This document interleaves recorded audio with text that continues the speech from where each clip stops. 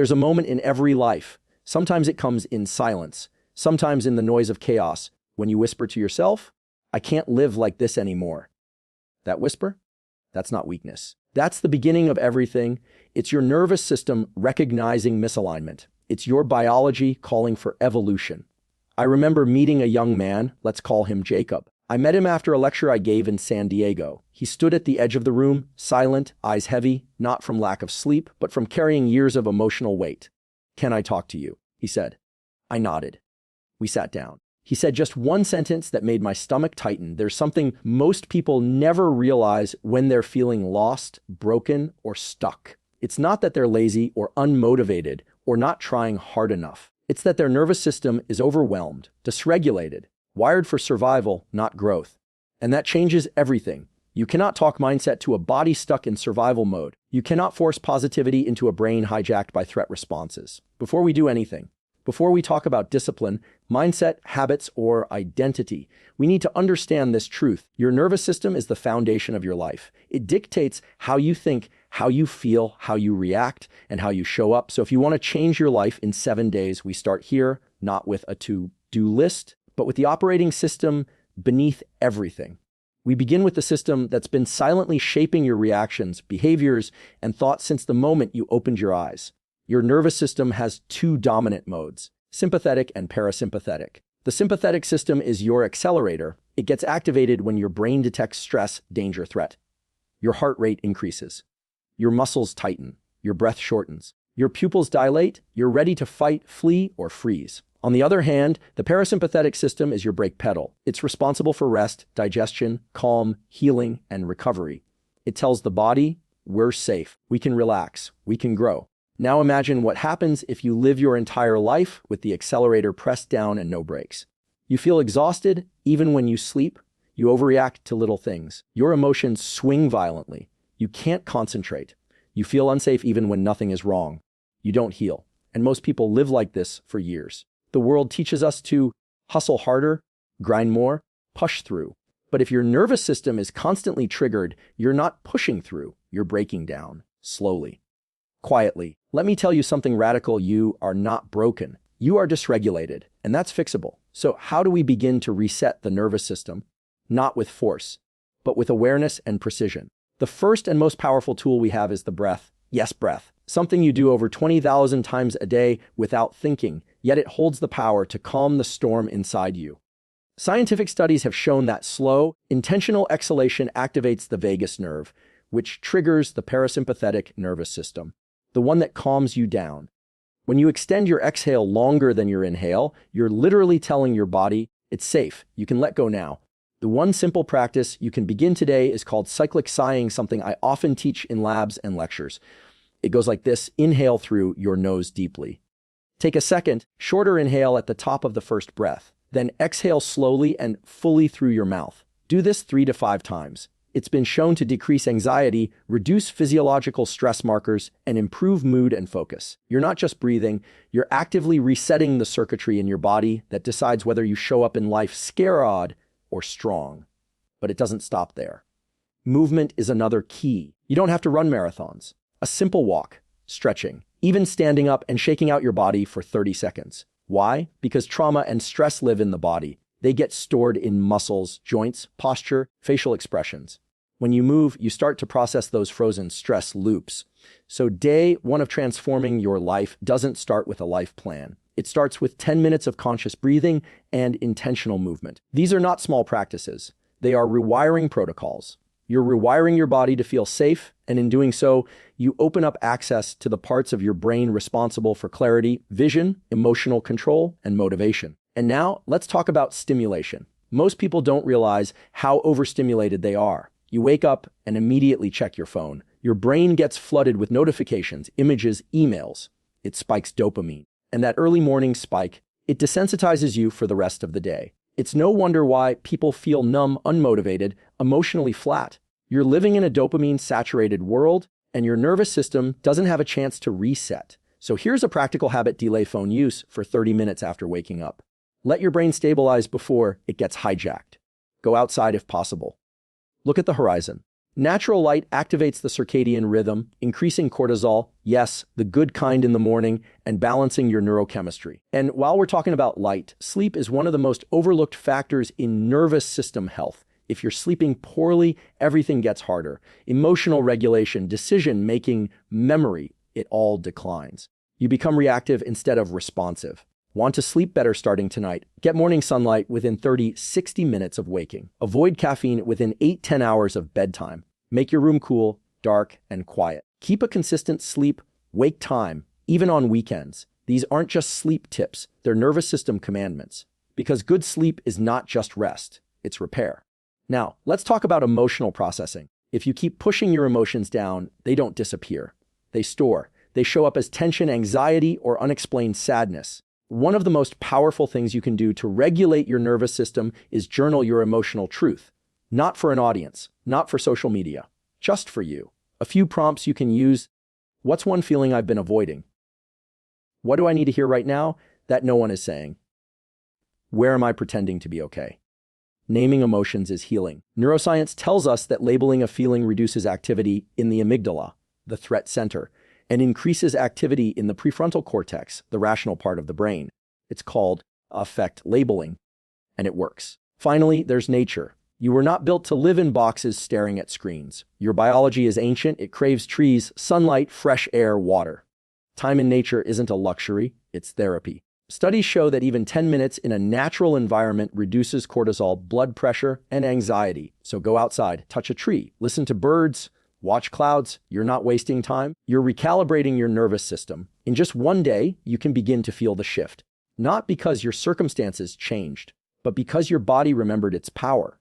And when your nervous system feels safe, your mind begins to dream again. Your heart begins to open. Your courage returns. You feel alive.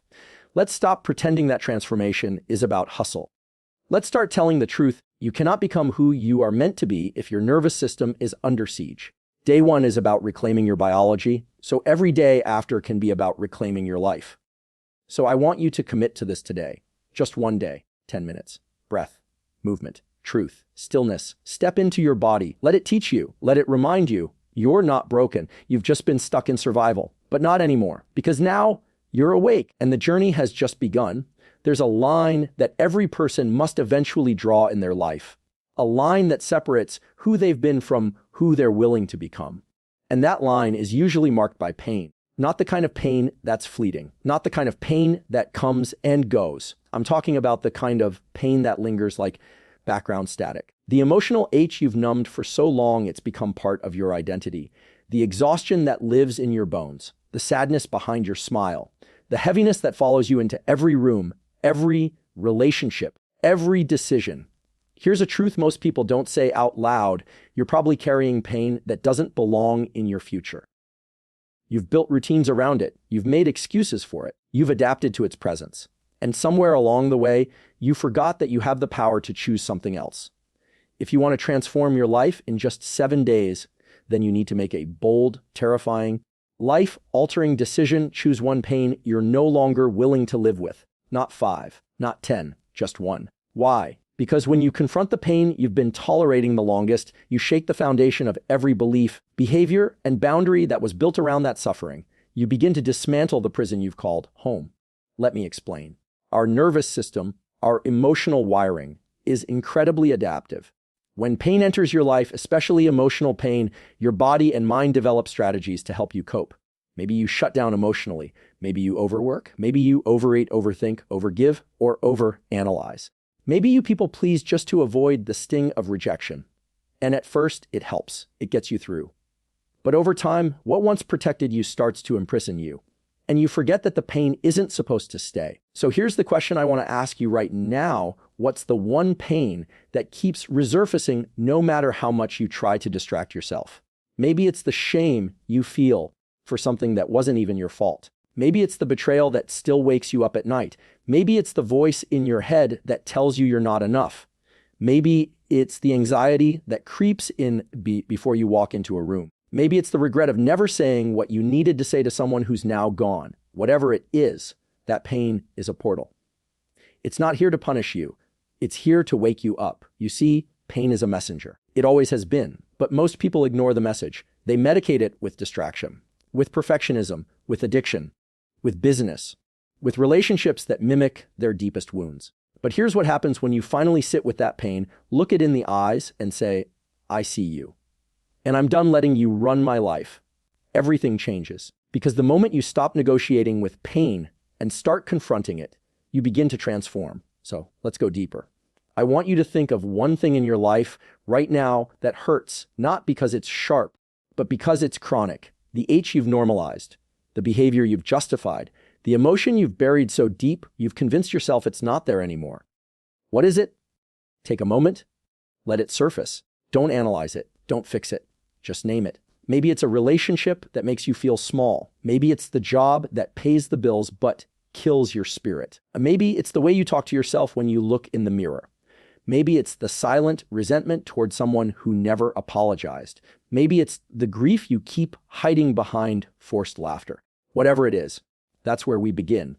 Now, I want you to understand something critical. You don't have to fix this pain in 7 days. That's not the goal. The goal is to stop pretending that you're okay living with it. Because here's the biological truth: your brain adapts to pain you accept.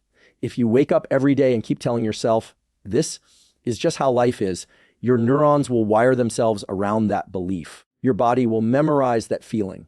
Your choices will reflect it. And soon, you'll be walking through life with a smile on your face and a war in your chest.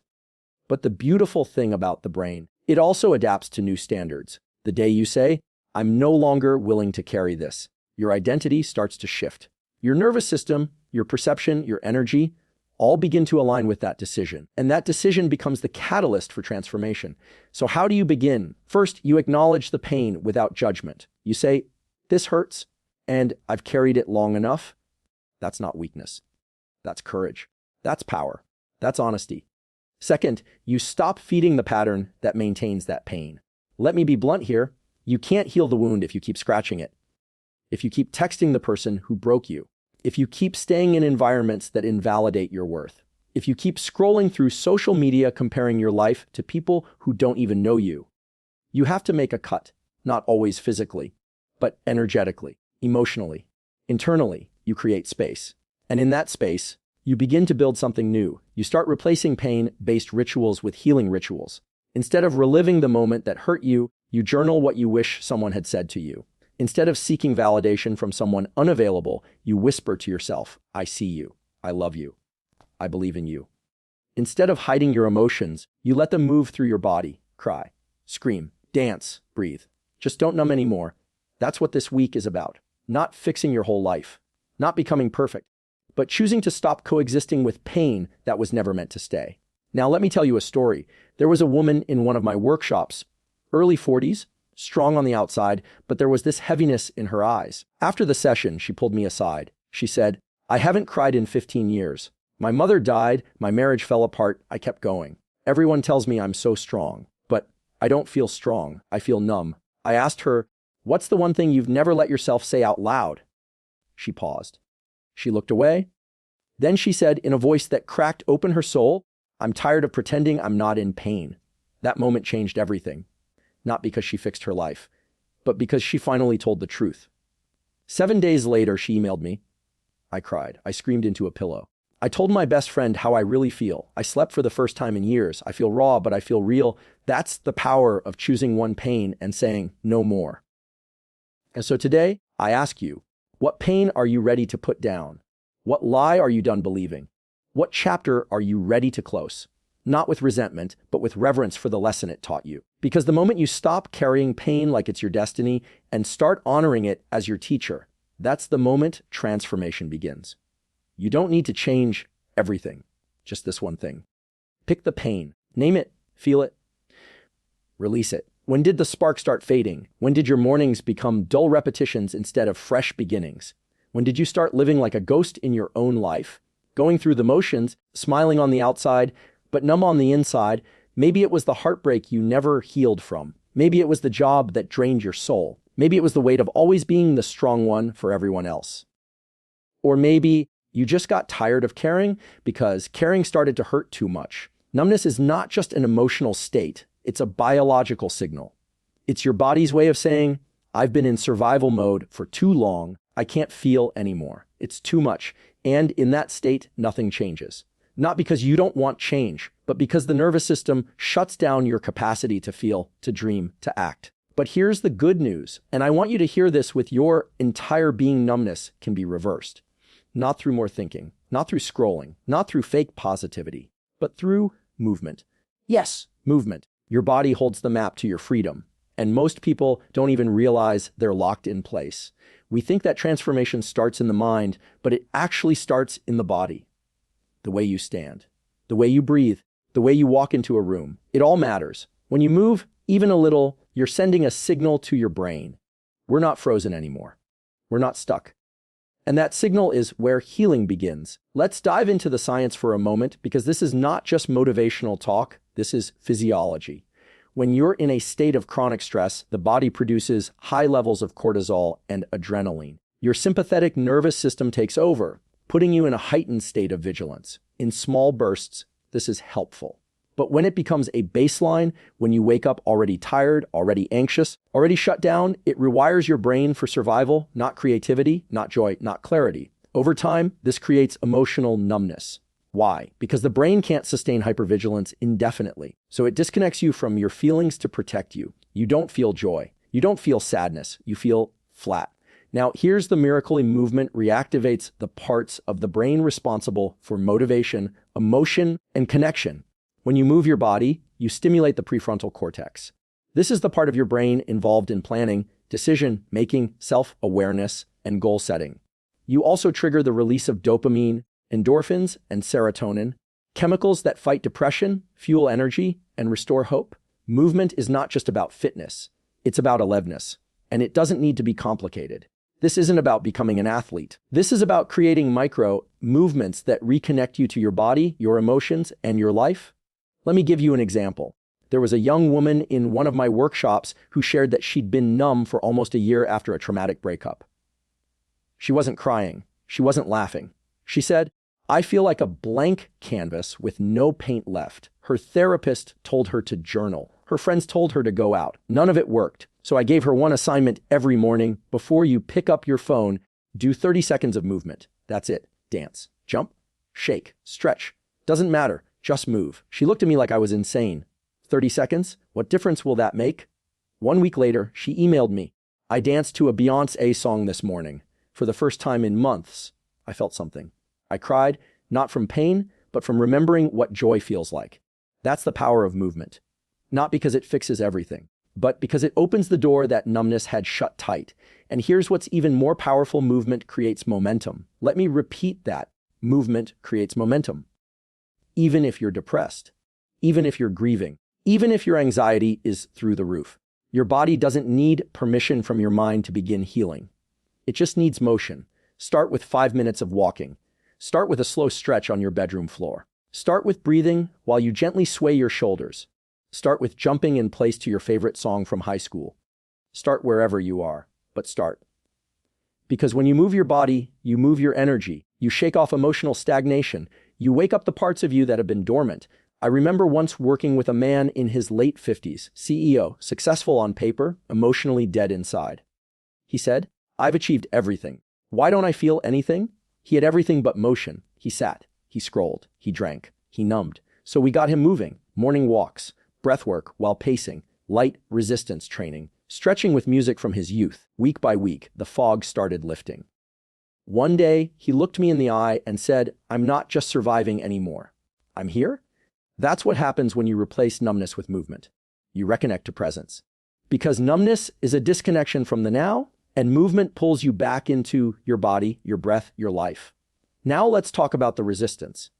Because there will be days when you don't want to move. Days when you feel heavy. Days when the numbness wins. And on those days, I want you to remember this: discomfort is not danger. Stillness is not peace. Numbness is not rest. Push through 30 seconds. Just 30 seconds. Because those seconds are a declaration, a vow, a small trembling whisper that says, "I refuse to stay stuck." And you'll feel it. Maybe not immediately. Maybe not loudly. But something in you will begin to wake up. A flicker. A pulse. A memory of who you were before the numbness set in. That's the real you. Not the shut down version. Not the tired version. Not the dissociated, defeated, disconnected version, the real you. The one who still feels wonder, who still believes in magic, who still wants to dance in the rain, who still laughs without thinking, who still loves without armor. Movement brings you back to that version. And if you're someone who's been through deep emotional pain, whether it's trauma, loss, betrayal, abandonment, then movement becomes even more essential. Because trauma lives in the body. It's not just a memory, it's a sensation, a clenched jaw, a tight chest, a frozen spine. You don't just think trauma, you hold trauma, and movement is how you begin to release it. So let me be clear, this isn't about fitness goals. This isn't about how many calories you burn. This is about liberation. This is about freedom. This is about waking up to your own life. You don't need to be perfect. You don't need a gym. You don't need fancy equipment. You just need to move. Every day, every moment you feel frozen. Every time your mind says, I can't do this anymore, move anyway. Shake off the fear. Walk through the grief. Dance with the anxiety. Stretch through the doubt. Let your body lead. Let it speak. Let it remember. Because when you replace numbness with movement, you're not just healing your brain. You're reclaiming your life. There's something profoundly painful about waking up every day and realizing you're living in a loop. It's the same feelings, the same thoughts, the same behaviors, and the same disappointments over and over again. You try to shift, to change, to break free, but somehow you always end up right back where you started. Let me tell you something that might sting a little at first, but if you let it in, it could save your life. Your patterns are stronger than your willpower, unless you break them consciously.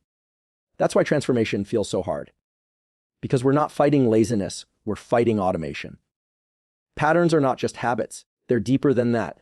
They're neural grooves, deeply carved pathways in your brain and body that were wired by repetition, by trauma, by survival, by the beliefs you inherited and never questioned. And if you want to change your life in 7 days, one of the most powerful decisions you can make is to break one pattern that's been breaking you. Just one. Why one? Because when you shift one pattern, you don't just change behavior, you alter identity, you change the way you perceive yourself. You tell your brain, I no longer live here. This version of me, this loop, this wound, I'm done calling it home. But to do that, we have to first see the pattern. So let me ask you a few hard, honest questions. What's the one thing you do almost every day that leaves you feeling worse after? What's the behavior you keep justifying, even though you know it's costing you your peace? What's the automatic response you've stopped questioning because it feels like part of who you are? Maybe it's checking your phone the moment you wake up and comparing yourself to people you don't even know. Maybe it's staying in conversations with people who drain your energy just because you're afraid of disappointing them. Maybe it's saying yes when your whole body is screaming no. Maybe it's apologizing for your truth, your feelings, your presence. Maybe it's the inner voice that tells you you're not good enough every time you try something new. We all have them, and the longer we repeat them, the deeper they root into our biology. Eventually, we don't just have a pattern, we become the pattern. That's when we feel stuck, not because life is unchangeable, but because we've forgotten how to move differently. But here's the miracle of neuroscience. Every pattern can be rewritten. And it doesn't take a lifetime. It takes a moment of clarity followed by a daily act of rebellion against your old self. Let me explain how. Your brain is constantly changing. Every thought you think, every emotion you feel, every action you take sends a signal through your nervous system. Repeated enough times, those signals turn into highways. They become efficient, fast, easy for your brain to travel. If your pattern is self-doubt, your brain has made it efficient. If your pattern is avoidance, your brain has made it automatic. If your pattern is emotional shutdown, your brain has made it the default. So when you try to change, your brain resists, not because it hates you, but because it loves efficiency. It believes that the familiar is safe, even if the familiar is destroying you.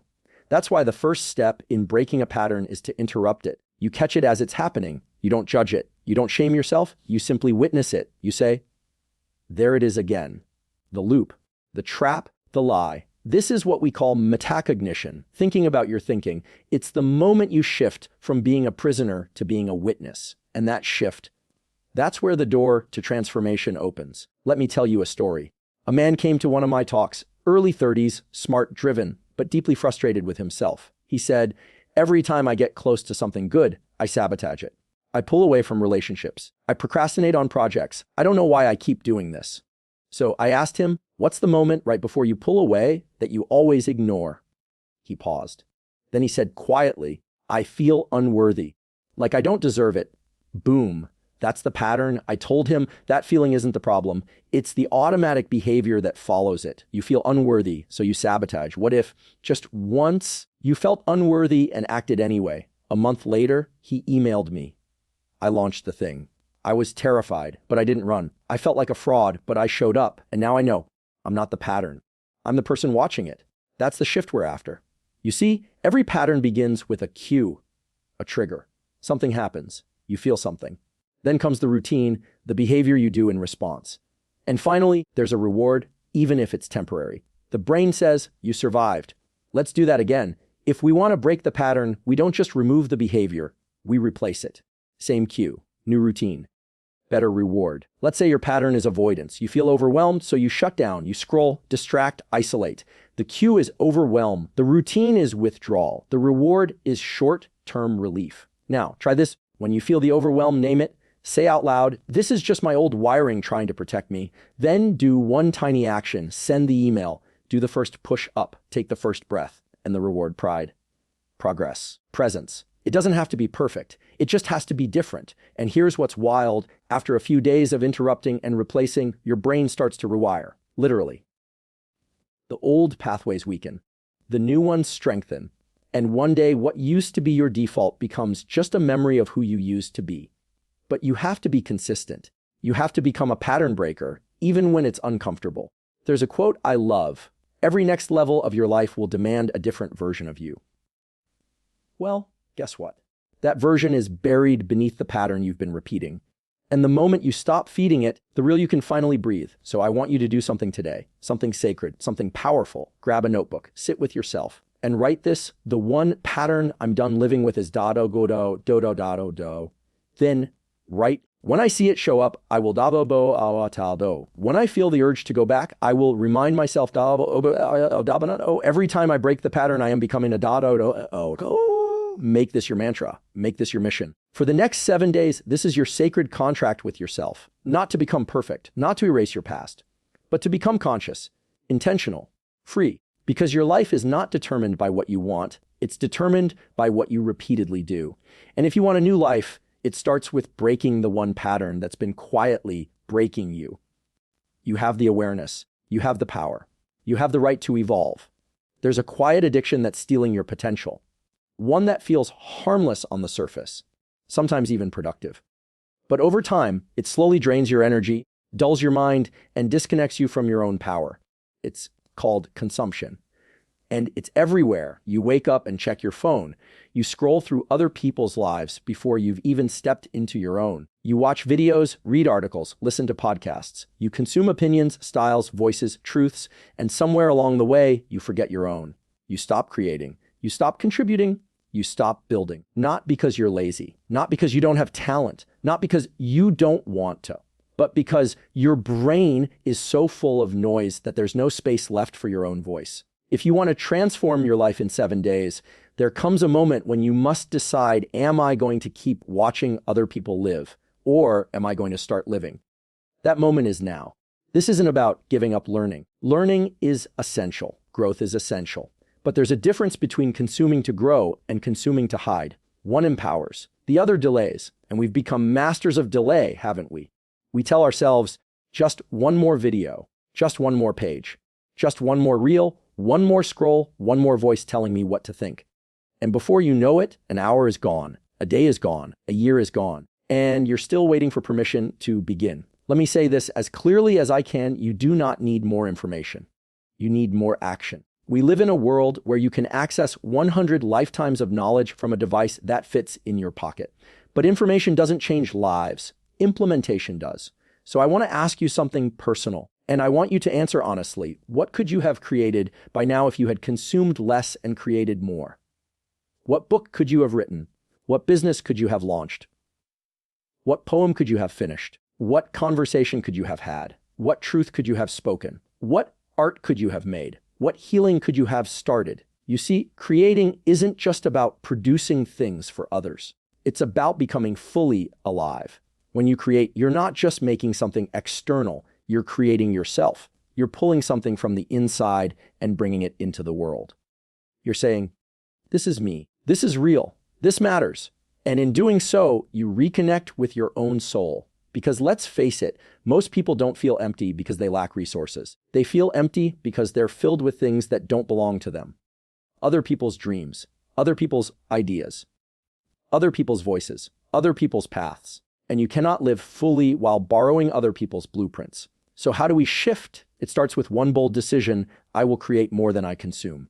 Not perfectly, not all at once, but intentionally. And here's the neuroscience behind why this matters. When you consume passively, just watching, scrolling, listening, you activate the brain's default mode network. This is the part of the brain responsible for daydreaming, worrying, fantasizing. It's important, but if left unbalanced, it can lead to overstimulation and mental fog. But when you create, you engage the brain's task positive network. This part fuels focus, problem solving, and action. It pulls you into the present moment. It enhances your mood, strengthens neural pathways, and boosts dopamine, the motivation chemical. In other words, creating brings you into alignment. Let me give you a real-life example. I once worked with a young man who was paralyzed by perfectionism. He had dreams, big ones. He wanted to be a writer, a coach, a leader. But every time he tried to begin, he'd end up on YouTube watching hours of motivational videos instead. He told me, I just need more inspiration. Then I'll start. I looked him in the eye and said, you don't need inspiration. You need courage. So we made a deal: 30 minutes a day, no consumption, just creation. Write, record, build, speak, move. The first few days were messy, awkward, full of resistance. By day 7, he had written 2 blog posts, recorded his first podcast episode, and created a framework for his coaching practice. Not because he became someone new, but because he remembered who he already was underneath all the noise. That's what creation does. It strips away the layers of self-doubt and reconnects you to your truth. So let me ask you now, what's trying to come through you that you keep suppressing with consumption? What idea won't leave you alone? What sentence keeps circling your mind at 3 a.m.? What feeling keeps saying, create me, share me, let me live? It could be as small as a painting, as personal as a poem, as bold as a business, as healing as a journal entry, as courageous as telling someone how you really feel. But whatever it is, don't wait for perfection. Create from where you are. Because perfection is the enemy of progress, and comparison is the killer of creativity, and waiting for clarity is just fear in disguise. Let it be messy, let it be flawed, let it be real. Because the world doesn't need more perfect things. It needs more honest things. It needs more of you. And I know what you might be thinking. What if no one likes it? What if I'm not good enough? What if I fail? Let me tell you something powerful. Creation is not about validation. It's about liberation. You create to free yourself, not to please anyone else. And the moment you start living that way, watch how your energy changes. Watch how your confidence grows. Watch how your sense of purpose ignites. Watch how the fog lifts and the fire returns. Because creation is your natural state. Before the world told you who to be, you were a creator. As a child, you played, you painted, you danced. You told stories with crayons and dirt and cardboard boxes. You didn't need a reason. You just expressed. That part of you is not gone. It's just been buried under the weight of consumption. So dig it up, dust it off, let it breathe. Create something today, not for the likes, not for the claps, not for the praise. Create because staying silent is no longer an option. Create because you have something to say. Create because your soul deserves to be heard. And remember this, you don't have to quit everything. You don't have to delete the internet. You don't have to become a monk. You just have to make a shift. 1 hour a day. No scrolling, no input, just output. Write, move, speak, build, heal. And over time, you'll notice something beautiful. You're not just watching life anymore. You're living it. You're shaping it. You're creating it. There's a reason you keep feeling stuck even when you're trying to change. A reason why you can read all the books, attend all the seminars, repeat all the affirmations, and still find yourself circling the same fears, doubts, and behaviors. The reason isn't that you're incapable. It's not that you're unmotivated or broken or lazy. It's because somewhere inside you, a belief is working against you. Beliefs are the silent architects of your life. They're not loud. They're not obvious. But they shape everything, your choices, your relationships, your sense of what's possible. And most of them, you didn't even choose. You inherited them, absorbed them, were conditioned into them. You adopted them through trauma, repetition, or necessity, long before you had the awareness to decide whether or not they were true. If you want to transform your life in 7 days, there's one thing that will accelerate everything else: rewire one core belief that's been holding you hostage. Just one. Why? Because changing one core belief can shift your entire identity. It can collapse years of inner resistance in moments. It can unlock doors you thought were sealed shut. But first, you have to identify the belief. So let me ask you something uncomfortable. What's the one belief you carry that feels true, but quietly destroys your potential? Is it, I'm not good enough? I don't deserve love. I always mess things up. People always leave. Success is for other people, not me. If I show who I really am, I'll be rejected. Nothing ever works out for me. I have to struggle to be worthy. If I rest, I'll fall behind. We don't always say them out loud, but they're there. In your tone, in your posture, in the choices you make and the risks you avoid, in the way you love and the way you hide. The tragedy is this: most people will live their entire lives inside the prison of a belief they never questioned. And the bars aren't made of steel, they're made of assumptions. That's why awareness is step one. Because a belief only has power if you mistake it for truth. Let me give you an example. Years ago, I worked with a woman who had immense talent. She was brilliant, compassionate, insightful. She wanted to start her own business, share her knowledge, and make a difference. But every time she got close to taking action, she'd freeze. When we dug into the resistance, we found it: her belief. If I fail, I'll prove everyone right that I was never enough. She wasn't just battling logistics. She was battling a lifetime of internalized shame. Her nervous system had learned to equate visibility with risk and risk with humiliation. So even though she wanted success, her body rejected it like a threat. Sound familiar? This is what happens when beliefs become hardwired. They move from thoughts to neurobiology. They become patterns in the brain, pathways, triggers, defenses. And unless you interrupt the pattern, your life becomes a reflection of a belief you never consented to. But here's the good news: beliefs are not facts. They're programs, and programs can be rewritten. Here's how.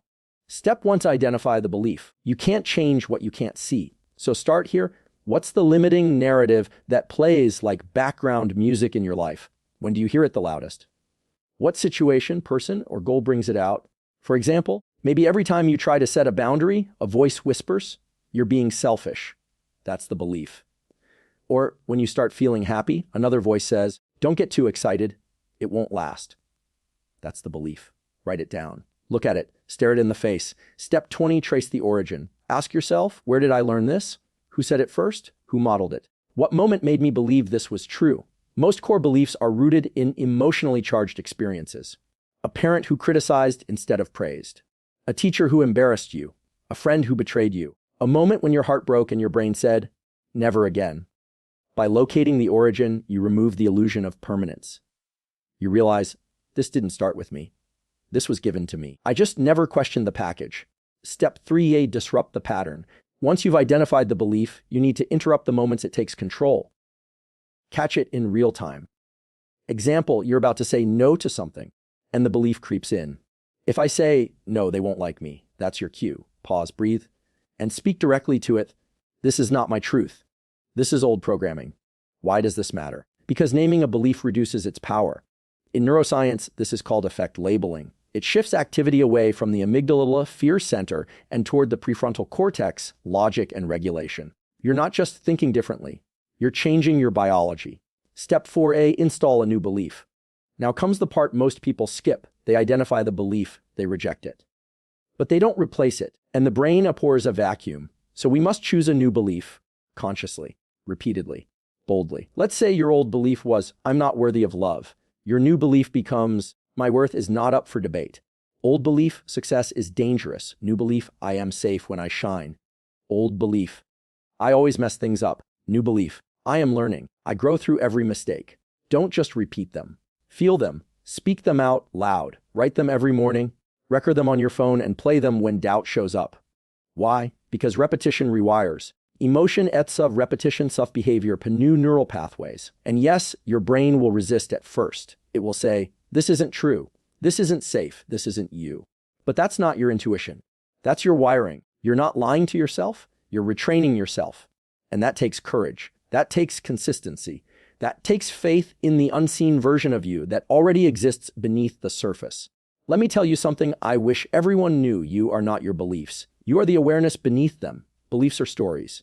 You are the storyteller. Beliefs are rules. You are the rule breaker. Beliefs are patterns. You are the architect of new ones. So what happens when you rewire just one core belief? Everything. Your posture changes. Your tone changes. Your decisions change. Your energy changes. Your relationships evolve. Your goals become reachable. Your life begins to reflect your truth, not your trauma. You no longer filter reality through the lens of, what's wrong with me? You begin to ask, what else is possible for me? You step out of survival mode. You stop abandoning yourself to be accepted. You stop settling for half love, half truths, half dreams. You stop asking for permission to be whole. So today, I want you to choose one belief, just one, the one that keeps you small, the one that whispers lies when you're about to rise, the one that shows up in every setback, every trigger, every hesitation. Write it down, say goodbye to it, and start writing the new truth one decision at a time, because you were never broken. You were just believing something that wasn't yours. And now you're free to choose again. There's a moment in life, sometimes quiet, sometimes loud, when you forget who you are. Not because you're weak, not because you're lost, but because life, in its relentless pace and pressure, slowly chips away at your reflection until you no longer recognize the person in the mirror. It happens slowly, subtly. Maybe it's the heartbreak that left you questioning your worth. Maybe it's the job that stole your passion. Maybe it's the betrayal that shattered your trust. Maybe it's the responsibilities, the expectations, the noise, the roles you had to play. Somewhere along the way, you stopped feeling like you. And the tragedy? Most people stay in that state. They shrink into the version of themselves the world finds most convenient. They become the peacekeepers. The strong ones, the silent sufferers. They carry their pain behind polite smiles and productive routines, hoping no one notices how disconnected they've become from their essence. But here's the truth. You were never meant to do this alone. If you want to transform your life in 7 days, if you want to remember your fire, your truth, your strength, then at some point you need to connect with someone who reminds you who you are.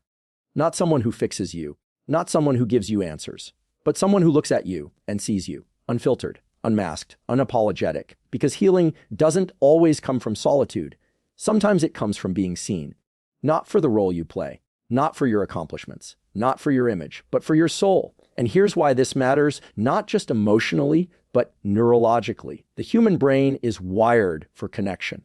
From the moment we're born, we seek attunement, eye contact, touch, voice. We develop a sense of self by seeing ourselves reflected in others. That's how identity forms. But when we're disconnected, when we isolate, when we spend too long pretending or hiding or performing, we lose that mirror. And the longer we go unseen, the more we forget. Neuroscience calls this co-regulation. It's the process by which one nervous system helps regulate another. When someone sees us with empathy, presence, and love, our stress levels drop. Our prefrontal cortex activates. Our parasympathetic nervous system kicks in.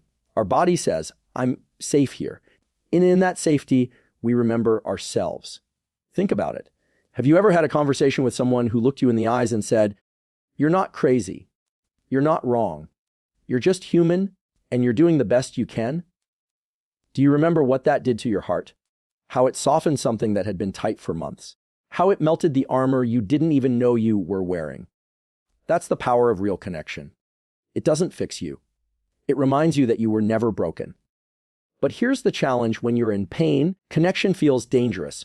You tell yourself you don't want to burden anyone. You convince yourself no one would understand. You say, I'm fine, because vulnerability feels too risky.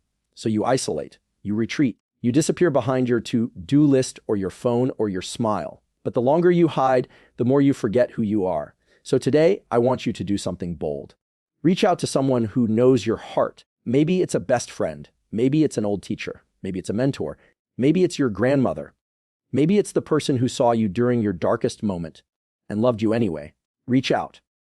Not with an agenda, not with a script, not with the polished version of your life. Reach out with truth. Say, hey, I've been feeling disconnected. Hey, I don't feel like myself lately. Hey, can we talk?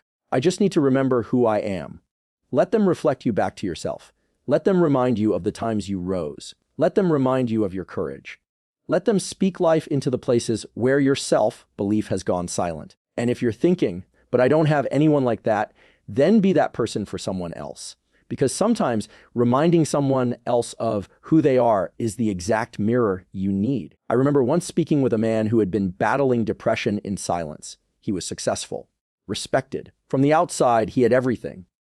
But he told me, I feel invisible in my own life. I don't even know what joy feels like anymore. So I asked him, who sees you? Who knows the you underneath the mask? He paused. Tears filled his eyes. My daughter. She sees me?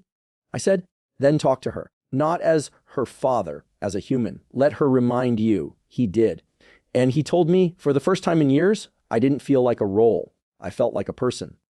That's the transformation we're talking about. That's the healing that changes everything.